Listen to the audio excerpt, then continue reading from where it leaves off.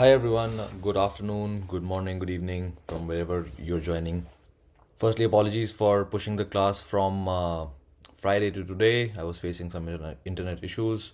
That's why slight bit of inconvenience. But having said that, we are finally here again and I will begin. We are meeting for the workshop for professional responsibility. I know exams are around the corner. I don't know how many of you are appearing this month, but for those of who you are, we will go through quickly the whole things that you need to know for the exam. I hope you have studied that way as well because I have repeated most of the things in my general workshops, etc. But we'll just go through the entire thing to solve any doubts that may you have, and we can also do like a slight offline exercise of solving at least one exam answer, sample answer, if you guys would be interested in doing that. Okay, all right, let's begin. So the first thing we need to know for this particular exam is the model code of professional conduct is the most important document tool, the weapon of this paper. What you have to do is you have to keep your model code properly organized. This was mine, like all the flags. I've showed this before in some videos as well.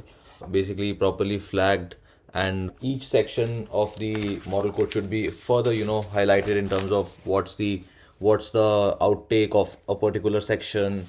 Basically, in the exam, since you are going to be writing a 3 hour long exam, questions will come, and if you've had a look at the sample exam as well given on the official website, there will be long questions, and there could be situations where you have to analyze a question, look at how a lawyer dealt with certain circumstances during with a certain set of clients, maybe one or more clients, or however the question will go. But so when you read the question, you'll see there may be many issues inside a single question. So it may be like a 45-mark question, 40-mark question, heavy weighted question, which is asking not one but multiple things. So maybe it could have issues like competence of the lawyer, or conflict of interest, and let's say, I don't know, dishonesty in the same question. And you have to address all those three things. Now once you see, like when you read facts, you see certain thing which is going wrong, and okay, there may be conflict of interest. Now your model code should be ready for you to quickly look at it. I have conflict of interest flagged here. I open it, and against each, let me just turn off the effects for a minute, you can see properly. Yeah, so you can see, like, there is, against each paragraph, there is certain 4 lines of information that I'm getting, 2 words of information I'm getting. I have marked myself in a manner where I know in the paper I don't have to go through reading the whole 4 5 lines of sections and trying to understand, will this suit better, will this suit it better. You have to be pre-organized with the entire model code. Now it is about 100 pages, or I think, I don't know, 100 pages, but it is imperative that you guys read the model code, highlight the thing, use tricks like let's say, maybe dedicate a color to a certain set of things. Think as a lawyer, things that will get lawyers in trouble, highlight them as red. Things that are safeguarding lawyers, or their actions, or are beneficial for lawyers, mark them in green. So that way, any other rule that you want to set, that way in the paper, the model code will become like this very quick access guide for you, where you won't be lost, but rather you'll know where exactly to find what.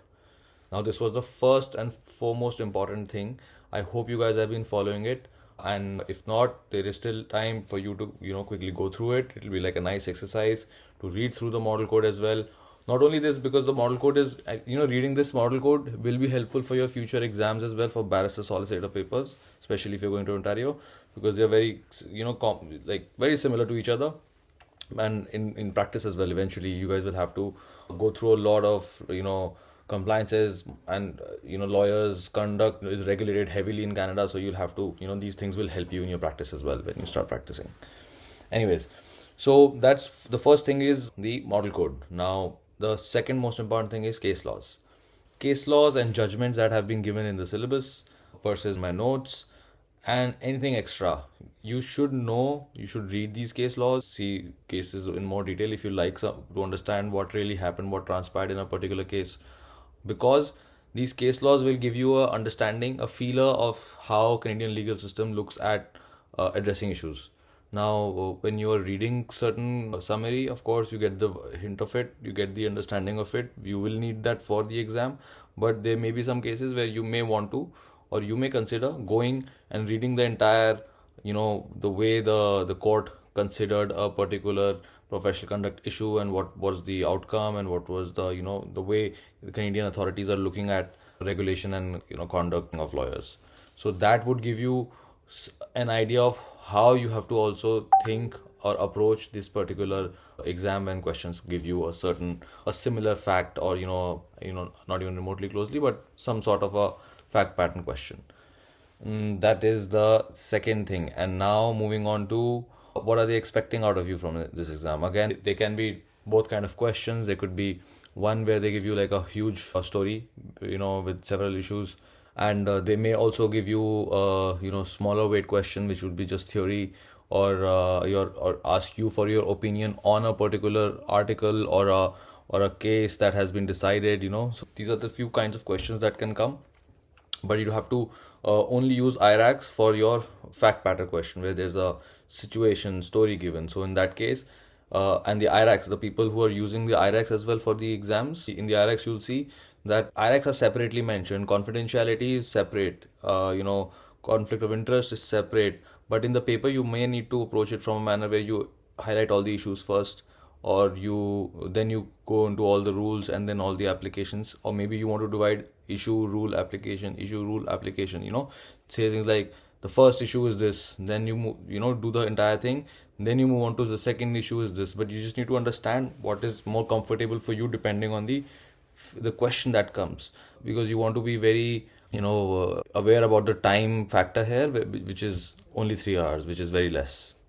These exams require probably 4 hours, I think, in my opinion.